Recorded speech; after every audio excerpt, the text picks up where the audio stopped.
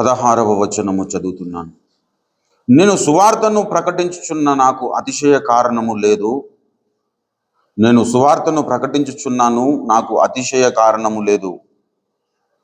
సువార్తను ప్రకటింపవలసిన భారము నా మీద మోపబడి ఉన్నది. అయ్యో, నేను సువార్తను ప్రకటింపక పోయిన ఎడల నాకు శ్రమ. చదవబడిన ఈ పరిశుద్ధ లేఖన భాగము ద్వారా దేవుడే మాట్లాడి తన చిత్తమును మన బ్రతుకులో నెరవేర్చును గాక. ఆమేన్. ప్రభువునందు నాకు అత్యంత ప్రియులారా, సువార్తను ప్రకటిస్తున్నాను కానీ నాకు అతిశయ కారణము లేదు అన్నాడు. సువార్తను ప్రకటింపవలసిన భారము నా మీద మోపబడి ఉన్నది అన్నాడు. అపోస్తలుడైన పౌలు భక్తునికి దేవుడు ఒక భారము తన మీద మోపాడట. ఏంటి ఆ భారము అంటే సువార్తను ప్రకటింపవలసిన భారము అన్నాడు. ఈ భారము అంటే బరువు, బాధ్యత. సువార్తను ప్రకటింపవలసిన బాధ్యత నీకు అప్పగిస్తున్నానన్నాడు. ఈ బాధ్యతను ఒకవేళ నిర్వర్తించకపోతే నాకు శ్రమ అనుకుంటున్నాడు. ఈ భారము నా మీద మోపబడి ఉన్నది. అయ్యో, నేను సువార్తను ప్రకటింపకపోయిన ఎడల నాకు శ్రమ. సువార్తను ప్రకటింపవలసిన బాధ్యత దేవుడు నాకు అప్పగించాడు. ఈ బాధ్యతను నేను నిర్వర్తించకపోతే, ఈ బాధ్యతను నేను సక్రమంగా నిర్వర్తించకపోతే, ఈ బాధ్యత ఎవరైతే అప్పగించినారో ఆ అప్పగించిన వ్యక్తికి నేను ఒకవేళ దుఃఖము కలగజేసిన ఎడల నాకు శ్రమ అనుకుంటున్నాడు పౌలు భక్తుడు. సువార్తను ప్రకటింపవలసిన భారము పౌలు భక్తుని మీద పెట్టిన దేవుడు మన మీద కూడా తన భారము పెట్టాడు. ప్రభునందు ప్రియులారా, మత్తయి సువార్త 11వ అధ్యాయము 28వ వచనములో చెబుతాడు, ప్రయాసపడి భారము మోసుకొనిచున్న సమస్త జనులారా నా యొద్దకు రండి, నేను మీకు విశ్రాంతిని కలుగజేసేదను అన్నాడు. ఎవరిని? ప్రయాసపడి భారము మోసుకొనిచున్న సమస్త జనులారా, భారము మోసుకొనిచున్న సమస్త జనులారా నా యొద్దకు రండి అని పిలిచిన దేవుడు తన దగ్గరికి వచ్చిన పౌలు భక్తునికి ఒక భారము మోపుతా ఉన్నాడు. సువార్త ప్రకటింపవలసిన భారము మోపుతా ఉన్నాడు. అదేవిధంగా తన దగ్గరకు పిలిచిన వారందరికీ కూడా ఒక బాధ్యతను దేవుడు అప్పగిస్తా ఉన్నాడు. దయచేసి మత్తయి సువార్త 11వ అధ్యాయము 29వ వచనము చూడండి.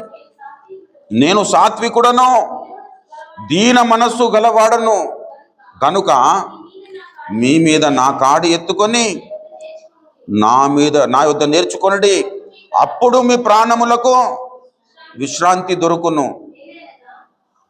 28వ వచనములో నేను మీకు విశ్రాంతిని కలుగజేస్తానన్నాడు. 29వ వచనంలో అప్పుడు మీకు విశ్రాంతిని కలుగును అంటున్నాడు.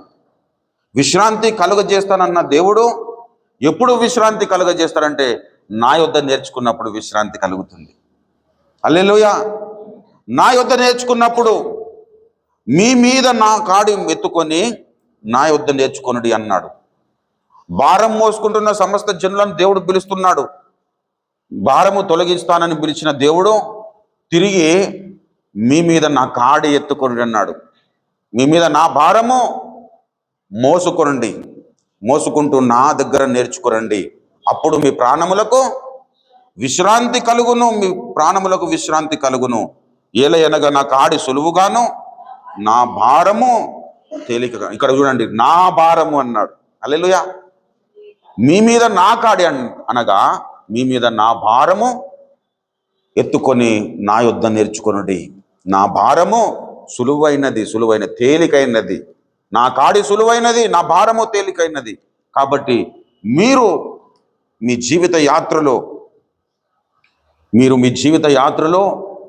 ఈ జీవన పోరాటములో సరి అయిన క్రమములో సరైన పద్ధతి ప్రకారంగా మీరు నాకు ఇష్టలు కావాలి అంటే తప్పకుండా మీరు మీ భారముల నుండి విడిపింపబడాలి.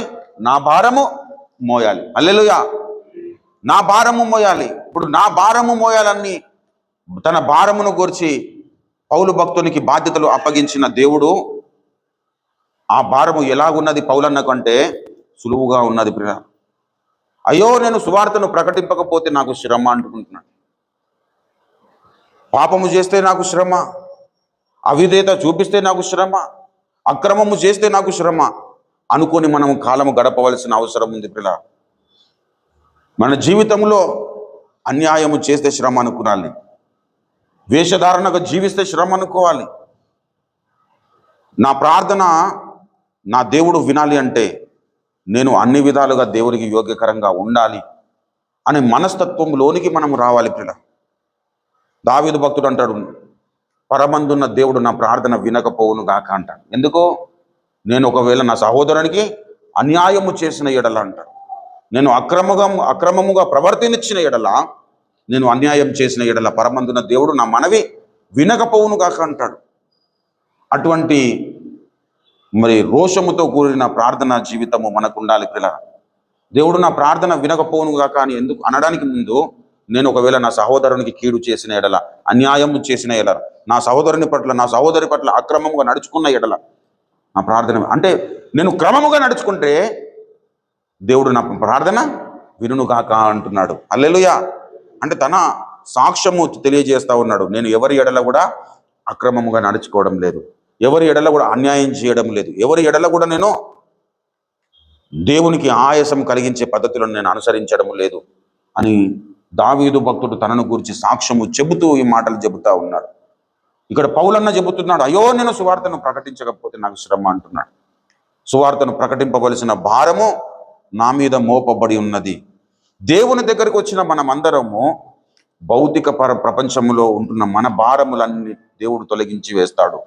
కానీ ఆయన భారము మాత్రము మనం తప్పకుండా మనం మోయాలి, ఆయన కాడి మోయాలి, ఆయన యొద్ద నేర్చుకోవాలి, ఆయన యొద్ద నేర్చుకుంటూ ఆయనను వెంబడించాలి. ఆయన యొద్ద నేర్చుకుంటే ఆయనను మనం వెంబడించగలుగుతాం. ఆయన యొద్ద నేర్చుకోకపోతే మనం ఆయనను వెంబడించలేము ప్రియుల. ఆయన యొద్ద నేర్చుకోవాలంటే, ఆయనను వెంబడించాలంటే ఆయన యొద్ద నేర్చుకోవడానికి మనము అన్ని విధాలుగా సిద్ధపడి ఉండాలి. దేవా నాతో మాట్లాడండి, దేవా నన్ను దర్శించండి, నా బ్రతుకును సరిచేయండి, నేను ఏ మార్గంలో నడవాలో నాకు బోధించండి అని ప్రతినిత్యము మనము దేవుని సన్నిధానంలో కనిపెట్టుకోవాలి. హల్లెలూయా. ఎప్పుడైతే ఆ భారము వ్యక్తిగతంగా నేను దేవునికి ప్రియునిగా మారాలన్న భారం ఎప్పుడైతే మనలో ఉంటుందో, మనము పొందుకున్న పరిస్థితిని ఇతరులకు తెలియజేయడానికి మనం ఏమాత్రము మన వెనుకడుగు వెయ్యము ప్రియుల. పౌలన్న ఈ సువార్తను ప్రకటింపవలసిన భారము నిమిత్తమై అన్ని విధాలుగా శ్రమలు అనుభవించాడు, అన్ని విధాలుగా శ్రమలు అనుభవించాడు. ఈ రోజుల్లో సువార్తను ప్రకటిస్తూ కోట్లు సంపాదించుకుంటున్నారు. కానీ పౌలన్న 30 సంవత్సరములు సేవ చేసిన తర్వాత కూడా మాకు ఇంకా నిలవరమైన స్థలము మాకు ఈ లోకంలో లేదంటాడు. ఆకలి దప్పుల చేత ఉన్నామంటాడు, అనేకుల చేత బాధింపబడుతున్నామంటాడు, స్వజనుల వల్ల ఆపదలను మాకు కలుగుతున్నాయి అంటాడు, అన్య జనుల వలన ఆపదలను మాకు కలుగుతున్నాయి. ఈ సమస్యలను ఎదుర్కొంటూనే ఆయన ఏం చెబుతున్నాడు అంటే, ఇవన్నీ కాక సంఘములన్నింటినీ గూర్చే చింత మాకు కలదు అంటున్నాడు. ప్రభునందు ప్రియమైన దేవుని బిడ్డలారా, మన జీవితంలో పౌలన్న మనకు మాదిరి పురుషుడని మనకు తెలుసు. పౌలన్న ఏ మార్గంలో నడిచాడో ఆ మార్గంలో మనము కూడా నడవాలి అంటే పౌలన్న లాంటి వ్యక్తిత్వమును మనము సంతరించుకోవాలి. పౌలన్న లాంటి స్వభావము మనలోనికి రావాలి. ఆయన ఈ లోకంలో ఏది కూడా తన కొరకు సంపాదించుకోవడానికి ఇష్టపడలేదు. తన కొరకు సంపాదించుకోవడం మీద దృష్టి పెట్టలేదు. ఆయన ఎంతసేపు మరి దేవుని పని జరిగించాలి, దేవుని నాకు అప్పగించిన పరిచర్య, దేవుడు నాకు అప్పగించిన సువార్త ప్రకటన నేను జరిగించాలి అనే దాని మీదనే తన గురిని నిలిపాడు. కాబట్టి ఎన్ని శ్రమలు ఏర్పడుతున్నా, ఎన్ని అవరోధాలు, ఎన్ని ఆటంకాలు ఏర్పడుతున్నా కానీ సువార్తను ప్రకటిస్తూనే వెళ్ళాడు. ఆయనను చాలామంది రాళ్లతో కొట్టారు. ఇంకా చనిపోయినాడేమని చెప్పేసి ఊరవతలకు తీసుకుపోయేసి వదిలేసి వచ్చారు. మరలా ఊర్లోకి వచ్చి చూసేసరికి మరలా వచ్చి ప్రకటిస్తా ఉన్నాడు సువార్త. అంటే నేను చనిపోయినా పర్వాలేదు కానీ సువార్త ప్రకటన మాత్రం ఆగకూడదు. ఊపిరి ఉన్నంత వరకు దేవుడు అప్పగించిన పని జరిగిస్తూనే ఉండాలి అనే ధ్యేయం పౌలన్నలో మనం చూస్తాం ప్రియుల. అదేవిధంగా ఇర్మియా భక్తుడు కూడా ఒక మాట అంటాడు, నేను ఓర్చి ఓర్చి విసిగి ఉన్నాను, నేను చెప్పకుండా నేను మానలేను అంటాడు. ఇర్మియా ప్రవచన గ్రంథము, దయచేసి ఇర్మియా ప్రవచన గ్రంథంలోనికి రండి.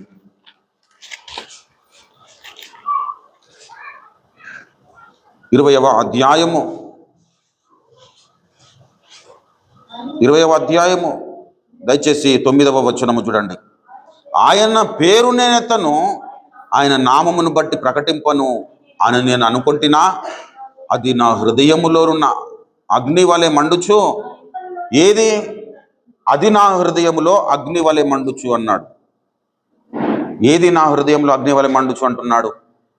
దేవుని వాక్యము. హల్లెలూయా.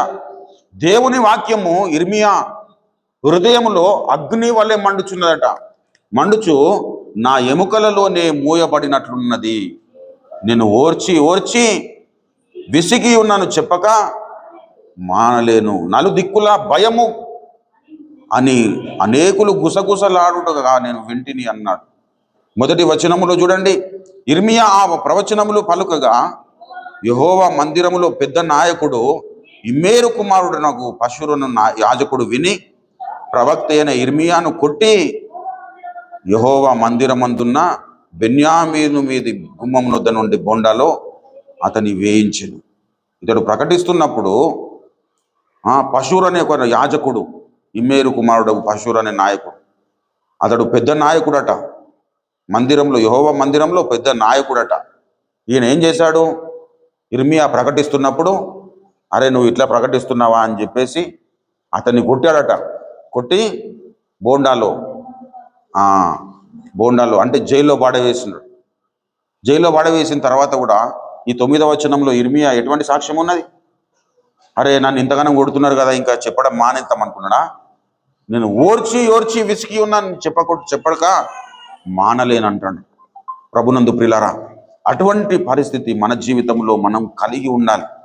సువార్తను ప్రకటింపవలసిన భారము పౌలన్న మీద మోపిన దేవుడు సువార్త విస్తరణ కొరకు మన మీద కూడా భారం పెట్టాడు. దేవుడు అడుగుతాడు, నువ్వు రక్షణ పొందావు కూడా, ఎంతమందికి సువార్తను ప్రకటించావు, ఎంతమందిని నువ్వు రక్షణలోనికి నడిపించావు అని దేవుడు అడుగుతాడు పిల్లరా. అడిగినప్పుడు మన దగ్గర సమాధానం ఉండాలి. పౌలన్న మనకు మాదిరి పురుషుడు. అంటే పౌలన్న మీద భారము మోపిన దేవుడు, సువార్తను ప్రకటింపవలసిన భారము పౌలన్న మీద మోపిన దేవుడు ఆయన అనుసరిస్తున్న వారం మీద కూడా మోపినట్టు కాదా? ప్రభునందు ప్రియులారా, పౌలన్నను అనుసరిస్తున్న వారందరినీ మీద సువార్తను ప్రకటింపవలసిన భారము మోపబడి ఉన్నది. దాని కొరకు మనము అహర్నిశలు పాటుపడుతూ ఉండాలి. అయ్యో నేను ప్రకటింపకపోయిన ఎడల నాకు శ్రమ అనుకున్నాడు. మనం కూడా అనుకున్నాను, అయ్యో ఇతరులకు నేను సువార్తను ప్రకటింపకపోయిన ఎడల నాకు శ్రమ. సువార్త ప్రకటన అనేది రెండు విధాలుగా జరుగుతుంది. ఈ ఒక మాట నేను చెప్పేసి ఈ మాట ఒక మాట చెప్పమని దేవుడు మరి నాకు ప్రేరేపణ ఇచ్చాడు. కాబట్టి నేను చెప్తున్నాను, ఒక మాట చెప్పేసి నేను ముగించేస్తాను. ఈ సువార్తను ప్రకటించుట 2 కోణాలలో జరుగుతుంది. ఒకటి మన జీవితాన్ని ఒక సువార్తగా బోధించడం, ఒకటి లేఖనాలను ఎత్తిపట్టి సువార్త ప్రకటించడం. ఒకటి సువార్త ప్రకటించాలంటే 2 పద్ధతులు ఉన్నాయి పిల్లరా. దాంట్లో ఒకటి ఏంటంటే అనేకుల దగ్గరికి వెళ్ళి కరపత్రికలు ఇచ్చి, లేదంటే అనేకుల మధ్యలోనికి వెళ్ళి వారికి ప్రకటించడం ఒకటైతే, అనేకుల మధ్యలో మన జీవితాన్ని ఒక సువార్త పత్రికగా మార్చుకొని సువార్త ప్రకటించడం ఇంకొక పద్ధతి. మనము ఈ తరుణములో, ఈ కడవరి కాలములో అనేకుల దగ్గరికి వెళ్తే కొడుతూ ఉన్నారు, అనేక విధాలుగా హింసిస్తూ ఉన్నారు. కానీ వ్యక్తిత్వంనే ఒక సువార్త పత్రికగా మార్చుకొని చెప్తే ఎవరు ద్వేషిస్తారు, ఎవరు కొడతారు? కాబట్టి సాధ్యమైనంత వరకు అవకాశం ఉంటే పబ్లిక్గా వెళ్ళి సువార్త ప్రకటిద్దాం. అవకాశం లేకపోతే మన జీవితాన్ని ఒక సువార్త కరపత్రికగా మలుచుకొని అనేకులకు సువార్త ప్రకటిద్దాం. హల్లెలూయా. మన నైబర్స్ చాలామంది ఉంటారు, పక్క వాళ్ళు, లేదంటే మనతో నిత్యము కలిసి మాట్లాడే వాళ్ళు చాలామంది ఉంటారు. మనమందరము సంఘజీవులం, ఒకరి మీద ఒకరు ఆధారపడుతూ మనము జీవించాల్సిన వ్యక్తులం. కాబట్టి నేను ఎవరితో మాట్లాడు, నా అన్నమే నేను వండించుకుంటాను, నేనే తింటానంటే అది కాని పద్ధతి. అవునా? కొంతమంది చాలా ఇక వాళ్ళది ఆశలకు అంతస్తులకు అద్దులు ఉంటాయి. రక్షణ పొందిన విషయం ఇంకా అన్యుని అసలు ఇట్లా టచ్ చేయడానికి కానీ అతను మాట్లాడడానికి ఇష్టపడు. దేవుడు కూడా అతను మాట్లాడడానికి ఇష్టపడాడు ఎప్పుడు కూడా. అట్లాంటి వాళ్ళని చూసి ప్రభునందు పిల్లలు, నీవు ఒకప్పుడు అన్యునివి, నువ్వు యేసయ్య కృపచేత రక్షింపబడ్డావు. నీవు కూడా ఇతరులను రక్షించాలంటే వాళ్ళతో నువ్వు మాట్లాడాలి. కానీ మాట్లాడుతున్నప్పుడు ఎలా మాట్లాడాలి? పరిశుద్ధతను సంతరించుకుంటూనే మాట్లాడాలి. పరిశుద్ధతను పక్కన పెట్టేసి ఒకడు సువార్త ప్రకటించడానికి పోయి మరి వేషలకు సువార్త వాళ్ళ దగ్గర నివాసం చేస్తూ వాళ్ళకు సువార్త అది ఎప్పుడు కూడా కుదరదు పిల్లలు. ప్రకటించాలంటే నువ్వు ఒక అగ్ని వాళ్ళని మండుచు ప్రకటించు. కానీ వాళ్ళతో కలిమిలి అయిపోయి వాళ్ళు చేస్తున్న కార్యక్రమాల్లో నువ్వు కార్యక్రమాలు చేస్తూ నువ్వు సువార్త ప్రకటిస్తే నువ్వు కూడా ఒక వ్యభిచారి లెక్కలోనికి వస్తావు. అది కాదు, నీ ఎదుటున్న వ్యక్తి నీ పరిశుద్ధతకు ఆకర్షితుడు కావాలి. అరే, ఈ అమ్మాయి ఈ అబ్బాయి ఇంత పరిశుద్ధంగా ఉంటే వీళ్ళని నమ్ముకుని వీళ్ళు పూజిస్తున్న దేవుడు ఇంకెంత పరిశుద్ధంగా ఉంటాడు. ఈ అమ్మాయి లేదంటే ఈ అబ్బాయి ఇంత యథార్థంగా ఉంటే వీళ్ళు నమ్ముకుంటున్న దేవుడు ఇంకా ఎంత యథార్థంగా ఉంటాడు. వీళ్ళు ఇంత ఆదరణకరమైన మాటలు మాట్లాడుతుంటే వీళ్ళు నమ్ముకున్న దేవుడు ఇంకా ఎంత ఆదరణ ఇచ్చే దేవుడై ఉంటాడు అని లోకము మనల్ని గురించి ఆలోచించగలగాలి. హల్లెలూయా. లోకము దగ్గరికి నడిపించే ఒక దేవుని దగ్గరికి మనము లోకమును నడిపించే ఒక నక్షత్రములుగా మారాలి. హల్లెలూయా. నక్షత్రముగా మారాలంటే నీవు అన్ని విధాలుగా సంస్కరింపబడాలి. హల్లెలూయా. వ్యక్తిగతంగా ప్రతి విషయంలో నీలో కుదురుబాటు జరగాలి. ఏదేది దేవునికి ఆయాసకరంగా ఉందో అది నీలో నుండి తొలగిపోయినప్పుడు నీవే ఒక సువార్త కరపత్రికగా మారుతావు. హల్లెలూయా. ఒక గొప్ప దైవజనుడు చెప్పాడు, లేఖనాలలో 4 సువార్తలు ఉన్నాయి. మత్తయి సువార్త, మార్కు సువార్త, లూకా సువార్త, యోహాను సువార్త. కనబడని ఇంకొక సువార్త ఉన్నది, అది 5వ సువార్త. అది నీ జీవితము నా జీవితం అన్నాడు. దానిని గుర్చే ఒక భక్తుడు పాట రాశాడు. ప్రతి చోట నీ సాక్షిగా ప్రభువా నేనుండునట్లు, ప్రతి చోట నీ సాక్షిగా ప్రభువా నేనుండునట్లు, ఆత్మాభిషేకము నిమ్ము ఆత్మీయ రూపుండా ప్రియ యేసు నిర్మించితివి, ప్రియమారణ హృదయం ముదమారవసి హృదయాంతరంగమున. ప్రతి చోట నీ సాక్షిగా ప్రభువా నేనుండునట్లు, ఆత్మాభిషేకము నిమ్ము ఆత్మీయ రూపుండా. హల్లెలూయా. దేవుడు శారీరకంగా అరే అట్లేం చేస్తున్నావు తప్పు అని చెప్పేసి దేవుడు మనం అట్లా ప్రత్యక్షం గాడు. ఎంతో కొంత చాలా తక్కువ, రేర్ మందికి. ఇప్పుడు బిలాముకు ప్రత్యక్షమయ్యాడు. గాడిద చూసింది, గాడిద చూసి దాన్ని కొడుతూ ఉన్నాడు కానీ అది కదులుతలేదు. అరే నేను ఇన్ని రోజులు ఎక్కడికి పోతే అక్కడికి తీసుకెళ్ళేది, ఇప్పుడేమో మాట వింటలేదు అనుకుంటే అప్పుడు దేవుడు కనపడతాడు. ఎట్లా కనపడ్డాడు? ఒక ఖడ్గం ముందు గదులు తీసి పడేస్తానంటే ప్రభునందుకు. అట్లా రేర్గా అంటే దేవుని ప్రజలకు నష్టము జరుగుతుంది అనే పరిస్థితుల్లో అట్లా. కానీ భౌతికంగా వచ్చేసి నేను యేసయ్య నువ్వు ఇలా చేయొద్దని చెప్పేసి ఎవరికి కూడా చెప్పాడు. నీవే దేవుని దగ్గరికి పోవాలి. ప్రభువా నేను ఇలా చేయకుండా నన్ను కాపాడండి, నన్ను భద్రపరచండి. నీవు నాకు అప్పగించిన పరిచర్య, పౌలన్నకు అప్పగించిన పరిచర్య మనకు అప్పగించబడిన సొత్తు ప్రియుల. హల్లెలూయా. మనము ఆ భారము కలిగి ఉండాలి. నేను రక్షణ పొందాను, అనేకులు రక్షణ పొందాలి. నేను మాత్రమే బాగుండడం అనేది లోక పద్ధతి. నాతో పాటు అందరూ బాగుండాలని అనుకునడం పరలోక పద్ధతి. హల్లెలూయా. అవసరమైతే నేను నష్టపోయినా పర్వాలేదు, నా సహోదరులు నా సహోదరులు అందరూ పరలోక రాజ్యంలో ఉండాలని ఆ భారము మనం ఈ అంత్య దినములలో కలిగి ఉండాల్సిన అవసరం ఉంది పిల్లలు. దాని కొరకే మన నాయకుడు అపోస్తలుడు అద్దంకి రంజితోఫ్రయ్య గారు విభిన్నమైన బోధలలో ఉంటున్న సార్వత్రిక క్రీస్తు సంఘమును ఏక బోధలోనికి నడిపించడానికి, అసత్యములో ఉంటున్న వారిని సత్యంలోనికి నడిపించడానికి తన ప్రాణమును కూడా లక్ష్య పెట్టకుండా అహర్నిశలు దివారాత్రములు సమయమందును అసమయమందును సువార్తను ప్రకటిస్తూ ముందుకు సాగుతున్నాడు. అటువంటి గొప్ప వ్యక్తిని కలిగి ఉన్న మనమందరం ధన్యులం. ఆ ధన్యత మనం కూడా సంతరించుకుంటే మనం కూడా ఉన్నతమైన బహుమానమును మనం పొందుకోగలుగుతాం. పిల్ల పౌలు భక్తునికి నీతి ఇకను నా కొరకు నీతి కిరీటము ఉంచబడి, ఆ నీతి కిరీటములో ఎందుకు ఆ నీతి కిరీటం వచ్చిందంటే సువార్తను ప్రకటించాడు కాబట్టి, తన విశ్వాసాన్ని కాపాడుకున్నాడు కాబట్టి. ఇట్లా అనేకం చెప్పగలుగుతాడు దేవుడు. ఎందుకు ప్రభువా ఇంత ఈ మంచి నీతి కిరీటం పౌలన్నకి ఎందుకు ఇచ్చావు అంటే, పౌలు తన విశ్వాసాన్ని కాపాడుకున్నాడు అంటాడు. ఇంకా సువార్తను ప్రకటింపవలసిన భారము నా మీద మోపబడి ఉన్నదని అనుకొని, నేను మోపాను కదా, ఆ సువార్తను ప్రకటించకపోతే నాకు శ్రమ అనుకొని జీవించాడు.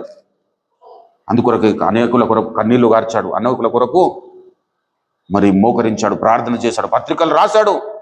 ఏ విధంగా దేవునికి సమీపస్థులం కావాలనో అహర్నిశలు కలలు గంటూ దేవుని సన్నిధానం మొర్రపెడుతూ ప్రతి ఒక్కరి కొరకు పత్రికలు రాశాడు అని దేవుడు చెబుతాడు.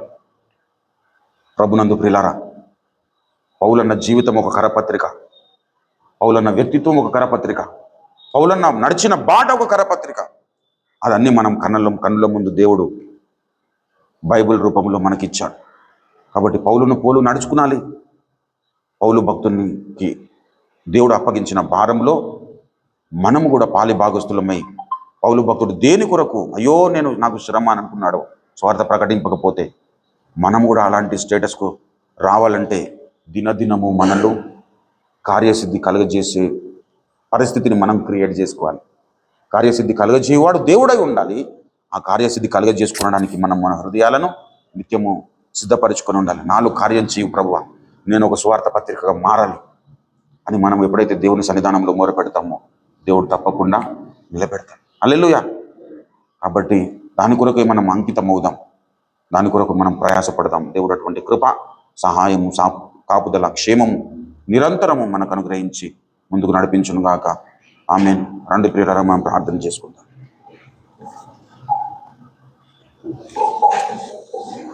ప్రార్థన చేసుకుందాం. అందరము తలలు వంచి, విత్తబడిన వాక్యము దేవా నా హృదయములో ఫలింపచేయండి అని అందరము వ్యక్తిగతంగా ప్రార్థన చేద్దాం. పౌలు భక్తుడు అహర్నిశలు తన జీవితములో తన క్షేమము కొరకు కాకుండా